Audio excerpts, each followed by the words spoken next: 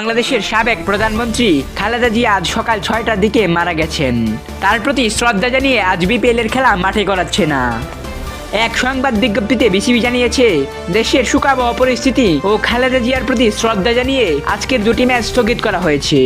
দুটি ম্যাচ কবে হবে তা পরে জানাবে বিসিবি। সূচি অনুযায়ী সিলেট আন্তর্জাতিক স্টেডিয়ামে আজ বেলা ১টায় সিলেট টাইটান্স বনাম চট্টগ্রাম রয়্যালস এবং সন্ধ্যা ৬টায় ঢাকা ক্যাপিটালস বনাম রংপুর রাইডার্স। এই দুটি ম্যাচ অনুষ্ঠিত হওয়ার কথা ছিল। এর আগে বাংলাদেশ জাতীয়তাবাদী দল বিএনপির চেয়ারপারসন ও সাবেক প্রধানমন্ত্রী খালেদা জিয়ার মৃত্যুতে শোক জানায় বিসিবি। দেশের ক্রিকেটের অগ্রগতিতে তার অব্যাহত সমর্থনের কথা কৃতজ্ঞতার সঙ্গে স্মরণ করে বিসিবির সংবাদ বিজ্ঞপ্তিতে উল্লেখ করা হয়, তিনি বাংলাদেশ ক্রিকেটের উন্নয়নে অসামান্য সমর্থন দিয়েছেন।